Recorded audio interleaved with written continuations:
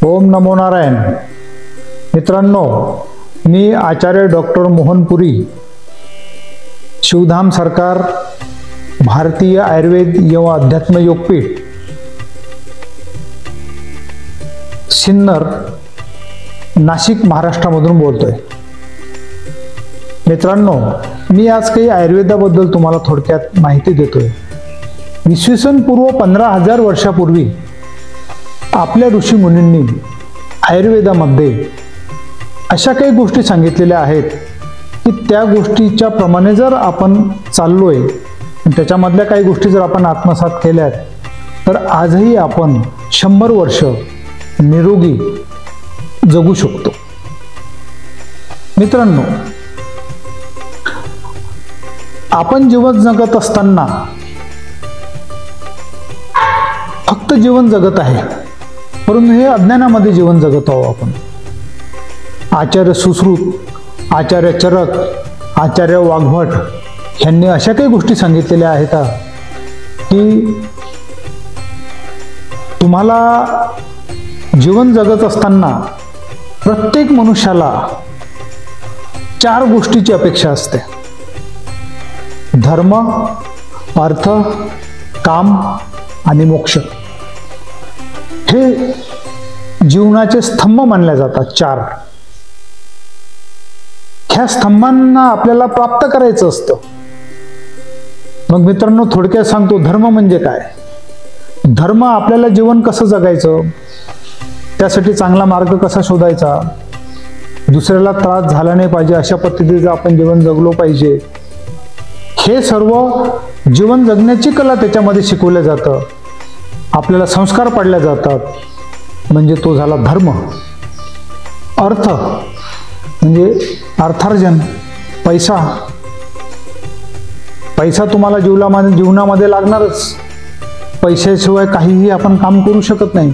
परंतु तो पैसा कमावत असताना आपल्याला दुसऱ्याचा गळा कापून किंवा दुसऱ्याला पार म्हणजे त्याचा लॉस करून आपण पैसे कमावणे, अशा पद्धतीचं होऊ नये हे शिकवून दिलं जातं. काम म्हणजे मित्रांनो, तुमच्या मनामध्ये आलेल्या कल्पना, डिझायर ज्याला म्हणतो आपण. आता मला सांगा, डिझायर तर लहान बाळापासून तर म्हातारा होईपर्यंत आपलं मनामध्ये वेगवेगळ्या कल्पना येतातच. बरेच महापुरुष सर्वच सांगतात की शेवटपर्यंत आपले डिझायर चालूच असतात. तुम्ही 90 वर्षाचा म्हातारा झाला तरी तुम्हाला काम करायचंच असतं, तुम्हाला बिझनेस करायचाच असतो, तुम्ही शांत बसू शकत नाही. परंतु ह्यासाठी हे जे काही तुम्ही कर्म करता नंतर ते करण्यासाठी, तर त्या कर्मामध्ये पण आपल्याला दुसऱ्याला काही त्रास झाला नाही पाहिजे अशा पद्धतीचा रस्ता आपण निवडून ते काम करायला पाहिजे. शेवटचा आहे मोक्ष.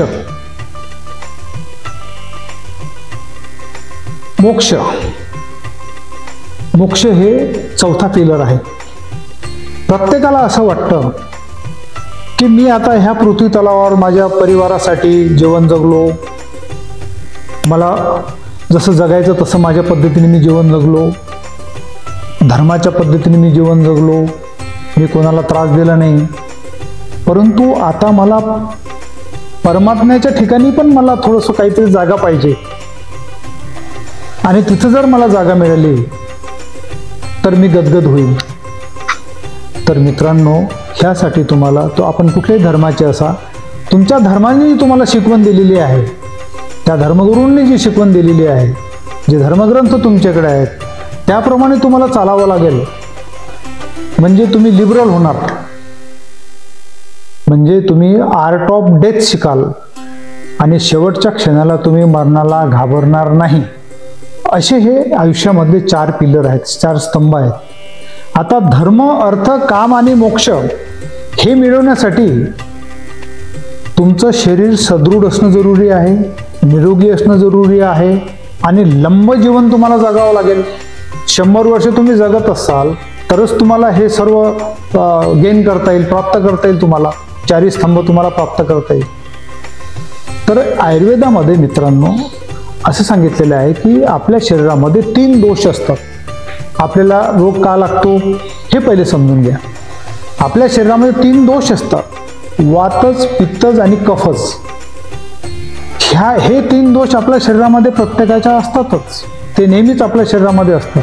परंतु ह्या दोषापैकी एखादा जर समजा दोष वाढला तरी तुम्हाला रोग लागणार, आणि एखादा जर दोष तुमचा कमी झाला तरी तुम्हाला रोग लागणार.